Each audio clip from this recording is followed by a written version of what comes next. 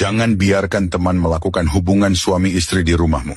Jangan biarkan kerabat datang ke rumahmu untuk tinggal sambil berobat.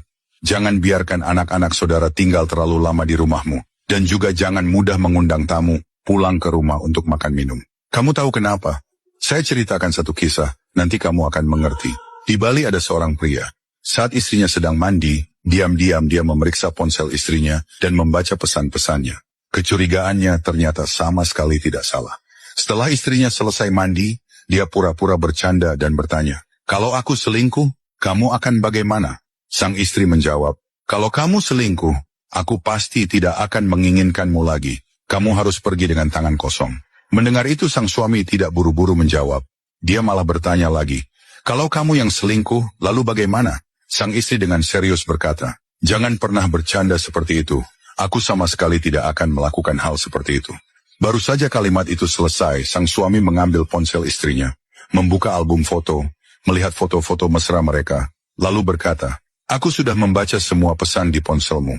Aku memang sibuk mencari uang di luar, sampai kadang mengabaikanmu. Jadi aku juga punya bagian salah. Tapi kamu lebih tua 15 tahun dari laki-laki itu. Pernahkah kamu berpikir kenapa dia mau bersama kamu? Apa jangan-jangan hanya karena uangmu?" Sang istri langsung menjawab tanpa berpikir, "Dia sangat mencintaiku. Dia bukan orang seperti yang kamu bilang. Biasanya kalau aku kasih uang, dia malah tidak mau menerima." Sang suami berpikir sejenak lalu berkata, "Baik, kalau kamu tidak percaya, kita coba sekali. Kita pura-pura bercerai, kamu keluar tanpa membawa apa-apa, lalu kamu bilang ke dia bahwa kamu pergi dengan tangan kosong.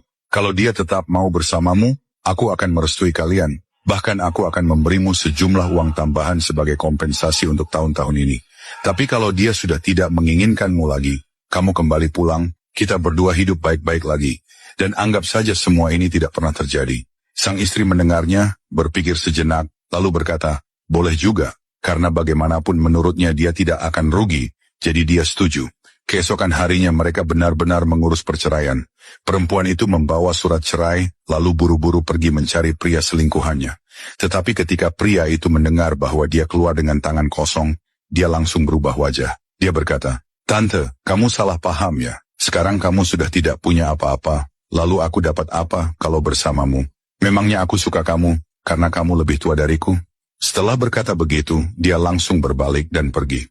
Saat itu barulah perempuan itu benar-benar tersentak. Dia buru-buru kembali mencari mantan suaminya, berlutut sambil memeluk kaki suaminya dan menangis, "Sayang, aku salah.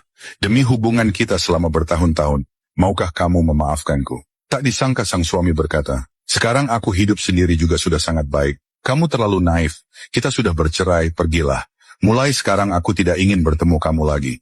Pada akhirnya, perempuan itu tidak punya uang lagi, juga tidak punya rumah untuk ditinggali. Setelah itu si pria menjual rumah mereka, lalu pindah ke kota lain untuk memulai hidup baru. Dia datang ke sebuah kantor penjualan properti untuk melamar kerja, lalu berkata bahwa dia tidak butuh gaji tinggi, asalkan dia bisa menjual rumah dan belajar dari sana. Manajernya diam-diam senang mendengar itu, jadi dia hanya diberi gaji paling rendah. Rekan-rekannya di belakang malah bilang dia terlalu bodoh. Tetapi hanya dalam waktu 1 bulan, pria itu sudah membeli sendiri unit apartemen dengan posisi terbaik dan lantai terbaik di proyek tersebut, sekaligus mendapatkan komisi sekitar 560 juta rupiah, lalu langsung mengundurkan diri. Semua rekan kerja dan pimpinan sama-sama tercengang. Beberapa bulan kemudian harga properti melonjak tajam. Dia menjual kembali apartemen itu dan menghasilkan tambahan lebih dari 700 juta rupiah. Orang bilang, jurang sedalam apapun masih punya dasar, hanya hati manusia yang tidak bisa diukur.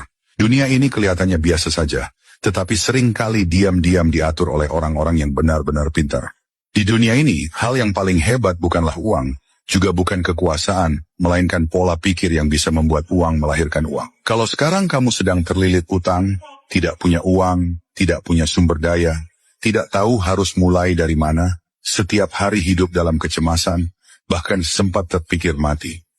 Bagaimana cara dalam 1 tahun kamu bisa menghasilkan 1 juta yuan, sekitar 2,3 miliar rupiah, melunasi semua utang, dan jadi orang kaya? Aku beritahu kamu satu rahasia saja. Tidak perlu hemat mati-matian, tidak perlu investasi rumit. Meski kamu tipe yang tiap bulan habis gaji, atau terkena utang kartu kredit, di akhir tahun kamu tetap bisa mudah menghasilkan angka 7 digit.